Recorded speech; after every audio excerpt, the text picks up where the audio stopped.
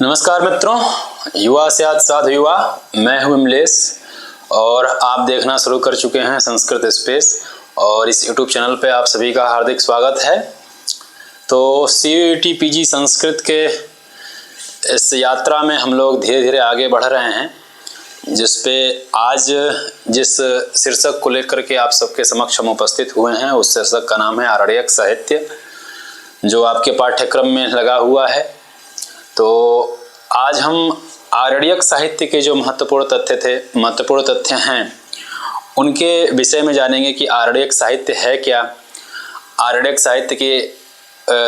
साहित्य के उद्भव का क्या कारण रहा कि भाई उसका प्रणयन क्यों करना पड़ा। इन सब विषयों पे हम लोग बात करते हुए जो परीक्षोपयोगी जो आपके लिए महत्वपूर्ण है, जो परीक्षा की दृष्टि से अत्यंत महत्वपूर्ण है, उन बिंदुओं पर चर्चा करते हुए आज का हम लोग वीडियो की शुरुआत करते हैं। तो आते हैं सीधे अपने टॉपिक पे। जैसा कि आप स्क्रीन पे देख भी रहे होंगे कि CUET PG जो उसमें आरण्यक साहित्य है उस पर हम लोग चर्चा करेंगे। तो सबसे पहले ये देखेंगे कि आरण्यक साहित्य का परिचय क्या है, आरण्यक साहित्य कहते किसे हैं। जब तक हम किसी के परिचय के बारे में नहीं जानते हैं तो थोड़ा सा चीज़ें समझना कठिन होती हैं, ठीक है। तो आरण्यक साहित्य का परिचय देख लेते हैं। आरण्यक साहित्य जो है वह वैदिक संहिता और ब्राह्मण साहित्य और उसके बाद आरण्यक साहित्य का नंबर आता है। अर्थात यदि देखा जाए तो ब्राह्मण साहित्य, ठीक है, और उपनिषद साहित्य, इस उपनिषद साहित्य दो साहित्यों के बीच की जो स्थिति है वो आरण्यक है। क्योंकि जो मंत्र थे उन मंत्रों का व्याख्यात्मक पद्धति ब्राह्मण साहित्य में बताया गया, ठीक है, और इसी के आध्यात्मिक व्याख्या के लिए, चिंतन के लिए आरण्यक साहित्य का इस्तेमाल हुआ, प्रयोग हुआ, और ब्राह्मण ग्रंथों के ही आधार पे उपनिषद साहित्य का निर्माण हुआ। मतलब जो चीजें इसमें बताई गई हैं उसी का समीक्षात्मक अध्ययन करने के लिए, निचोड़ बताने के लिए उपनिषद साहित्य की संरचना हुई। तो एक तरह से उपनिषद साहित्य और ब्राह्मण साहित्य, इन दोनों के बीच के मध्यस्थता का काम करता है कौन? आरण्यक साहित्य। मतलब पानी सबसे पहले बहुत नॉर्मल पानी था, ठीक है, इसमें 4 फिल्टर लगा दिए गए। वैदिक संहिता से कुछ छना तो ब्राह्मण साहित्य में आया, ब्राह्मण साहित्य से कुछ छना तो आरण्यक में आया, और जो सबसे मिनरल वाटर के रूप में यदि माना जाए तो उसको उपनिषद साहित्य के रूप में माना जाएगा। तो सबसे पहले तो ये जानिए कि उपनिषद जो आरण्यक साहित्य है उस आरण्यक साहित्य को ब्राह्मण ग्रंथ और उपनिषद ग्रंथ, ठीक है, इन दोनों को जोड़ने वाली कड़ी के रूप में इसका हम बात करते हैं, ठीक है। तो एक परिचय तो ये है, और दूसरा है सकाम से निष्काम की ओर प्रवृत्ति, ठीक है, सकाम से निष्काम की ओर प्रवृत्ति। देखिए अभी तक जितनी बातें चल रही थी वो यज्ञीय क्रियाकलापों से बातें चल रही थी। जैसे मंत्र संहिता में या वैदिक संहिता में जो मंत्रों का संकलन वेदव्यास जी के द्वारा किया गया है, उन मंत्रों के द्वारा हम क्या करते हैं? यज्ञ करते हैं। उन यज्ञ का प्रयोग हम क्यों करें, किस इच्छा से करें, ये ब्राह्मण ग्रंथ बताता है।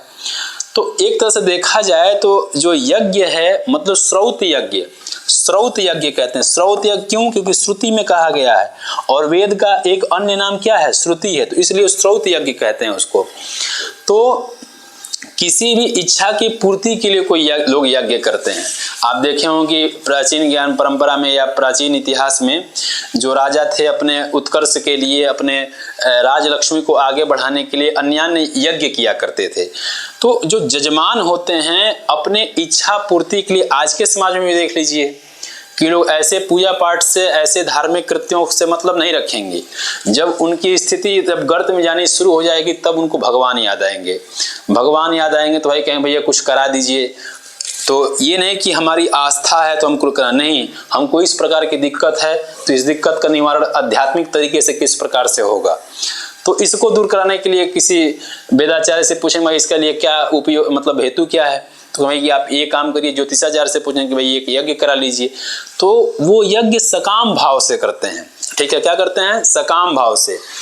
तो जो ये तो सकाम चीजें रही, लेकिन सकाम से निष्काम की ओर आना ये मानवीय प्रवृत्ति है। इसीलिए आप देखे होंगे कि जो किशोरावस्था में, मतलब जो बचपन में जो हमारी इच्छाएं बचपन में थी, जो इच्छाएं हमारी जवानी में थी, वो धीरे धीरे आकर के जो बुढ़ापा में चीज़ें बदल जाती हैं। क्यों? जैसे मान लीजिए कि अगर हम किसी को देख करके, अगर हमारे अंदर कोई ऐसा मतलब उच्छृंखल का भाव आ रहा, मतलब एक तरह से हमारे मन में कुछ तरंगे उठ रही हैं, वो तरंग धीरे धीरे आकर के बुढ़ापे में वो तरंग शांत हो जाती हैं। क्यों? क्योंकि यहाँ जो तरंगे उठ रही थी वह तरंग कुछ सकाम की ओर हमको ले जा रही थी। कुछ उसके उठने के पीछे हमारे अंदर कुछ स्वार्थ था, कुछ हम उससे पाना चाहते थे। लेकिन धीरे धीरे इन सभी चीज़ों से हम ऊपर उठ करके एक निष्काम भाव से आकर के बुढ़ौती में आकर के हम एक परम भगवत कृपा की ओर हम अपने आप को ले जाना चाहते हैं। ये मानवीय प्रवृत्ति है। जैसे सिंपल सी बात देख लीजिए कि आप मतलब कि किसी चीज़ में जब इतना रम जाते हैं, जब आपके ऊपर उसका प्रभाव एकदम घट जाता है, तो आप उसको अपने नज़रों के सामने से हटाना चाहते हैं। ठीक है, तो यही चीज़ बताता है कौन? आरण्यक साहित्य। जैसे जो गृहस्थ लोग होते हैं, वह गृहस्थ लोग क्या करते हैं? सकाम की दृष्टि से किसी कामना की भाव से यज्ञ इत्यादि करते हैं, और बाद में आकर के वो निष्काम की ओर प्रवृत्ति चाहते हैं। तो निष्काम की ओर आने के लिए आपको कुछ न कुछ जानना पड़ेगा ना भाई। उसको कैसे जानेंगे आप कि भाई ये चीज़ें में हम इतना पढ़ रहे हैं तो क्यों पढ़ रहे हैं, इसका वास्तविक उद्देश्य क्या है?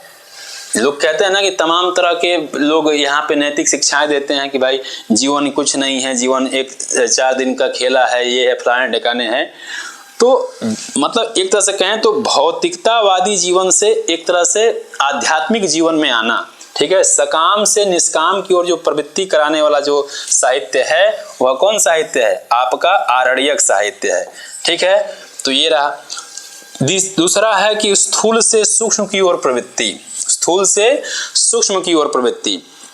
स्थूल से जो सूक्ष्म की ओर जो प्रवृत्ति होते हैं ना, वो मानवों के अंदर स्वभावतः आ ही जाती है। क्यों? क्योंकि जब मान लीजिए हमारी जब बुद्धि विकसित होती है, जब विचार हमारे जब बढ़ते हैं, तो मान लीजिए सबसे पहले कोई मशीन देखते हैं हम, तो मशीन देखें तो पहले तो ये देख रहे हैं कि भाई मशीन चल रही है, गाड़ी चल रहा है। तो फिर जब हम कुछ हमारे दिमाग में आता है तो ये हम जानना चाहते हैं कि आखिर क्या इसमें कारण है कि ये मशीन चल जा रही है, गाड़ी एक स्थान से दूसरे स्थान तक चली जा रही है। तो हम स्थूल से सूक्ष्म की ओर जाना चाहते हैं।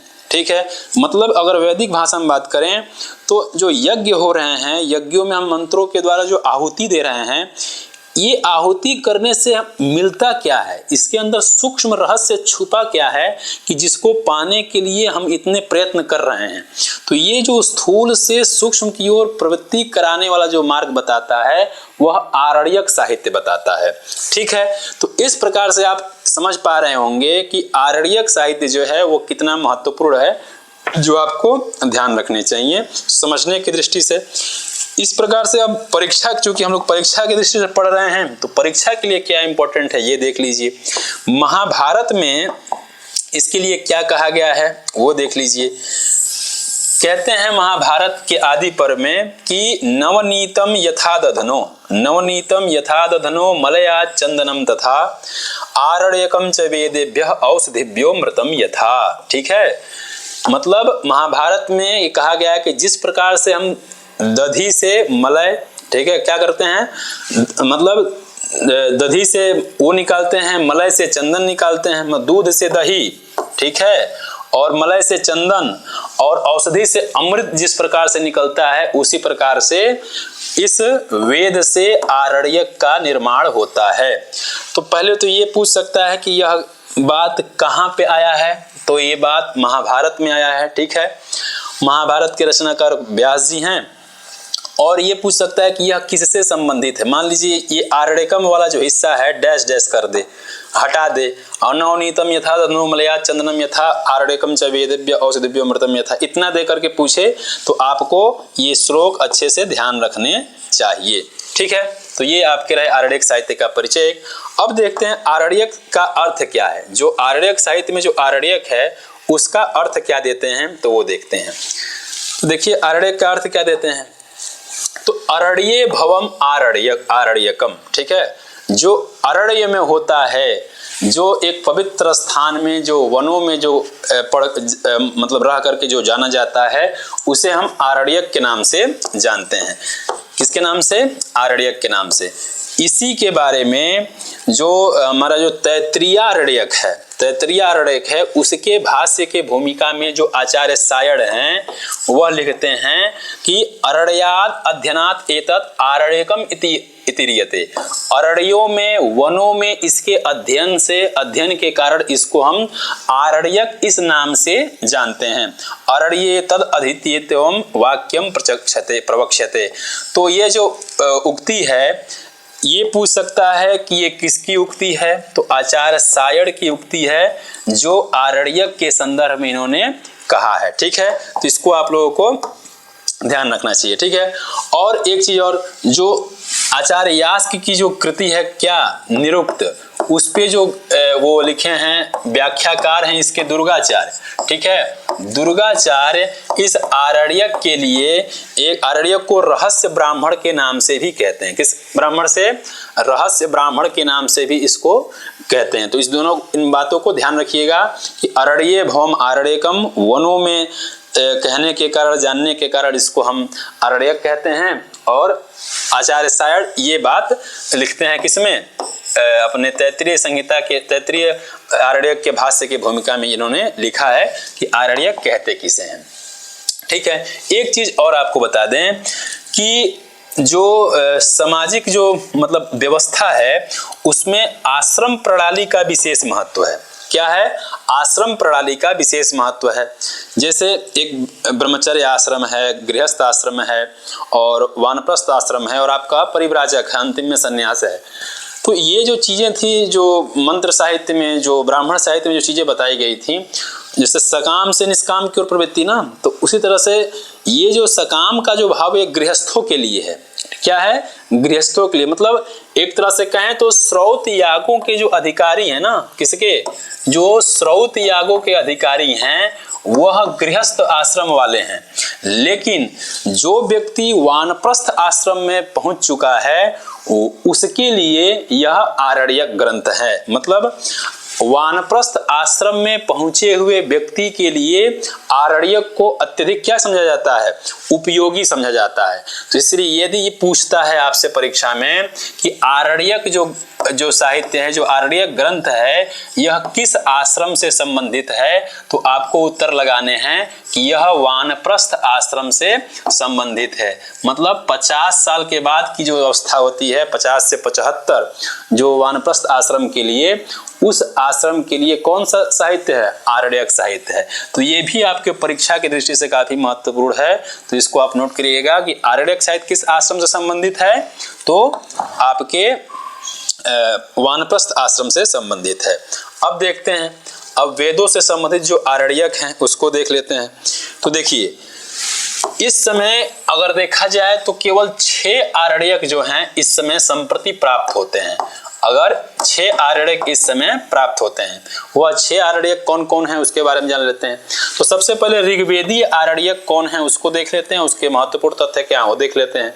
तो उसका है ऐतरेय आरण्यक। क्या है? ऐतरेय आरण्यक, जिसके रचनाकार महिदास ऐतरेय हैं। कौन है? महिदास ऐतरेय।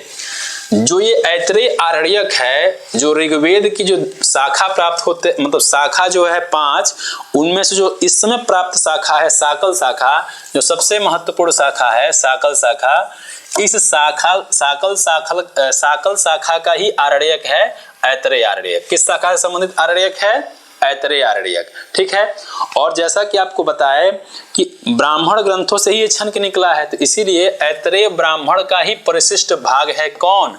ऐतरेय आरण्यक, जिसमें ऐतरेय आरण्यक में कुल 18 अध्याय हैं। कितने अध्याय हैं? 18 अध्याय हैं। जो 18 अध्याय आपके कितने भागों में?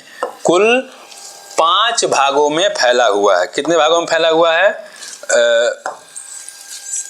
कुल 5 भागों में फैला हुआ है, ठीक है। कितने भागों में? 5 भागों में। और जैसा कि आपको बताया कि इसके रचनाकार क्या हैं, महिदास ऐत्रेय हैं। तो इसको आपको ध्यान रखना है कि ऐत्रेय आरण्यक जो है वो आपके शाकल शाखा से संबंधित है और ऐत्रेय ब्राह्मण का ही परिशिष्ट भाग है ऐत्रेय आरण्यक, जिसमें कुल 18 अध्याय हैं, जिन 18 अध्यायों को 5 भागों में विभाजित किया गया है और इसके रचनाकार महिदास ऐत्रेय हैं। ठीक है, ये पहला आरण्यक है किसका, ऋग्वेद का। दूसरा है आपका सांख्यायन आरण्यक। सांख्यायन आरण्यक में क्या है, इसमें कुल 15 अध्याय हैं। कितने अध्याय हैं, कुल 15, जिसमें से अध्याय 3 से लेकर के 6 तक नंबर जो अध्याय है, इसी को हम कौशितकी उपनिषद के नाम से भी जानते हैं, जो उपनिषद आपके ऋग्वेद का ही उपनिषद है। यदि आपसे प्रश्न परीक्षा में पूछता है कि कौशितकी उपनिषद किसका है, तो ऋग्वेद का है। किस आरण्यक का यह उपनिषद है, तो सांख्यायन आरण्यक का है। सांख्यायन आरण्यक के किस अध्याय से किस अध्याय तक के भाग को हम कौशितकी उपनिषद कहते हैं, तो 3 से लेकर के 6 तक के अध्याय को हम कौशितकी उपनिषद के नाम से जानते हैं। ठीक है, तो ये आपका जो ऋग्वेदीय आरण्यक था उसके महत्वपूर्ण तथ्य थे वो हो गए। अब जो शुक्ल यजुर्वेद है, जो यजुर्वेद का जो शुक्ल यजुर्वेद है, उसका एकमात्र आरण्यक प्राप्त होता है, वह है बृहद आरण्यक। क्या है, बृहद आरण्यक, जिसमें कुल 6 अध्याय हैं। कितने अध्याय हैं, 6 अध्याय हैं। और जो शुक्ल यजुर्वेद का जो एकमात्र ब्राह्मण भी प्राप्त होता है, शतपथ ब्राह्मण, जो उसमें जो 14 कांड हैं, उसके जो 14वां कांड है, उस 14वें कांड में यह प्राप्त होता है कौन, बृहद आरण्यक। और यह आरण्यक जो है, यह आरण्यक के नाम से कम उपनिषद के नाम से ज्यादा फेमस है। किस नाम से, उपनिषद के नाम से ज्यादा फेमस है। तो इसलिए ये इंपॉर्टेंट हो जाता है कि बृहद आरण्यक या बृहद आरण्यक उपनिषद शतपथ ब्राह्मण के किस कांड में प्राप्त होता है, तो 14वें कांड में प्राप्त होता है। ये आपको अच्छे से ध्यान रखने चाहिए। ठीक है, आगे चलते हैं। आगे है आपका कृष्ण यजुर्वेदीय आरण्यक। ठीक है, कृष्ण यजुर्वेदीय आरण्यक में क्या है, तो ये देख लीजिए। कृष्ण यजुर्वेदीय आरण्यक दो हैं, एक तैत्तिरीय है और एक मैत्रायणी है। इस तैत्तिरीय आरण्यक में कुल 10 प्रपाठक प्राप्त होते हैं। कितने होते हैं, 10। इसमें से जो 10 प्रपाठक हैं, इसमें से 7 से लेकर के 9, ये जो प्रपाठक हैं 7 से लेकर के 9, जो आपके सबसे फेमस जो 10 उपनिषद प्राप्त होते हैं, जिस पर शंकराचार्य ने भाष्य लिखा हुआ है, उनमें से जो एक तैत्तिरीयोपनिषद है, कौन उपनिषद है, तैत्तिरीयोपनिषद। यह तैत्तिरीयोपनिषद आपके इसी तैत्तिरीय आरण्यक के 7 से लेकर के 9 नंबर के प्रपाठक तक के हिस्से को हम तैत्तिरीयोपनिषद के नाम से जानते हैं। तो ये ध्यान रखिएगा कि तैत्तिरीय आरण्यक के 7 से 9 नंबर के प्रपाठक को हम तैत्तिरीयोपनिषद के नाम से जानते हैं, और जो 10वां नंबर का प्रपाठक है उसको हम महानारायणीयोपनिषद के नाम से जानते हैं। इसको आप लोग ध्यान रखिएगा। ये आपके तैत्तिरीय आरण्यक जो पहला है उसका है। दूसरा आपका है मैत्रायणी आरण्यक। इसमें कुल 7 प्रपाठक हैं। ठीक है, और मैत्रायणी यह मतलब मैत्रायणी उपनिषद के नाम से भी प्रसिद्ध है। बस इसमें 2 ही महत्वपूर्ण तथ्य हैं जो आपको ध्यान, ज्यादा फेमस आपका ये है कि इसमें कितने प्रपाठक हैं और तैत्तिरीय उपनिषद किस अध्याय को या किस प्रपाठक को कहते हैं। तो कई बार दोनों दे सकता है, कई बार 7 दे दे, 8 दे दे, 9 दे दे। तो सिंगल दे तो 7 दे तो 7, 8 दे तो 8, 9 दे तो 9, जो दे तो आपको लगाना है। लेकिन ध्यान रखिएगा 7 और से लेकर के 9 के बीच के ही हिस्से को हम क्या कहते हैं, तैत्तिरीयोपनिषद कहते हैं। ठीक है, तो इसको ध्यान रखिएगा। आगे चलते हैं सामवेदीय आरण्यक। तो सामवेदीय आरण्यक क्या है, तो जैसा कि आप जानते ही हैं कि सामवेद के 3 शाखा प्राप्त होते हैं, कौथुमीय शाखा, ठीक है, राणायनीय शाखा, जैमिनीय शाखा। तो उस जैमिनीय शाखा का ही आरण्यक है आपका तवलकार आरण्यक। इसीलिए तलवकार को हम जैमिनीय आरण्यक के नाम से भी जानते हैं, ये ध्यान रखिएगा। क्यों, क्योंकि यह जैमिनीय शाखा से संबंधित है, इसलिए हम इसको तलवकार आरण्यक या जैमिनीय आरण्यक भी कहते हैं। इस तलवकार आरण्यक में कुल 4 अध्याय हैं। कितने अध्याय हैं, 4 अध्याय हैं। और जो आपका ईशावास्योपनिषद के बाद जो केनोपनिषद आता है, इस केनोपनिषद में इस केनोपनिषद जो है, इसी तलवकार आरण्यक में जो 4 अध्याय हैं, इसमें जो चौथे नंबर का जो अध्याय है उसका जो 10वां अनुवाक है, इस 10वां अनुवाक को हम केनोपनिषद के नाम से जानते हैं। किस नाम से जानते हैं? केनोपनिषद के नाम से जानते हैं। ध्यान रखिएगा, चौथे अध्याय के 10वां अनुवाक को हम केनोपनिषद के नाम से जानते हैं। तलवकार ब्राह्मण में तलवकार आरण्यक को जो हम जैमिनी आरण्यक भी कहते हैं, इसमें जो तलव शब्द है, इस तलव शब्द का अर्थ संगीतज्ञ होता है। क्यों? क्योंकि सामवेद जो है वो गान का वेद है, संगीत का वेद है, इसलिए तलव शब्द का अर्थ संगीतज्ञ करते हैं। अर्थात संगीतम जानाति इति संगीतज्ञ, मतलब संगीत को जो अच्छे से जानता है उसे ही हम संगीतज्ञ कहते हैं। जैसे मर्मज्ञ होता है, उसी तरह संगीतज्ञ, मतलब जो किसी के मर्म को अच्छे से जानता है, मर्म विज्ञान को अच्छे से जानता है, उसे मर्मज्ञ कहेंगे, और जो संगीत को अच्छे से जानता है उसे संगीतज्ञ कहेंगे। ठीक है। दूसरा है आपका तांड्य ब्राह्मण। ठीक है। तांड्य ब्राह्मण में जो है वो आरण्यक है। तांड्य ब्राह्मण का जो आरण्यक है वो छांदोग्य आरण्यक है। ठीक है। हाँ, मतलब जो दूसरा है छांदोग्य आरण्यक है, और जो तांड्य ब्राह्मण है जो सामवेद का, यह छांदोग्य आरण्यक, यह तांड्य ब्राह्मण का ही आरण्यक है, छांदोग्य ब्राह्मण। ठीक है। तो ध्यान रखिएगा कि छांदोग्य आरण्यक किसका है? तो तांड्य ब्राह्मण का है। ठीक है। तो इसको अच्छे से ध्यान रखिएगा। तो अभी तक ऋग्वेद के आरण्यक से मतलब, अब देखिए, मतलब ऋग्वेद का आरण्यक हुआ, क्या हुआ अभी देख लीजिए यहाँ पे।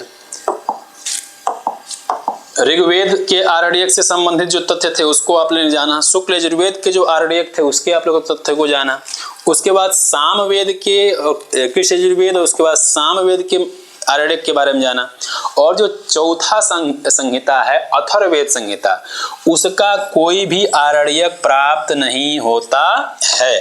तो ये विशेष हो जाता है कि वह कौन ऐसा संहिता है जिसका आरण्यक प्राप्त नहीं होता है। तो आप क्या उत्तर लगाएंगे? तो अथर्ववेद जो है इसका कोई साहित्य, आरण्यक साहित्य प्राप्त नहीं होता है। ठीक है। तो इसको आप विशेष रूप से ध्यान रखिएगा। ठीक है। तो आपके मतलब इस प्रकार से जो आरण्यक साहित्य से जो कुछ महत्वपूर्ण तथ्य थे आपके परीक्षा की दृष्टि से, वो सभी पर हम लोगों ने चर्चा कर लिया।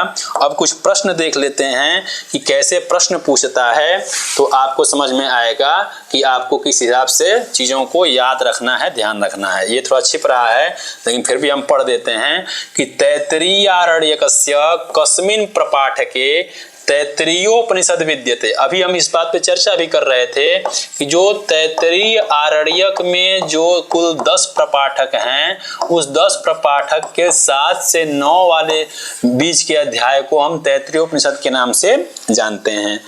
तलवकार आरण्यकस्य अपरम नाम किम।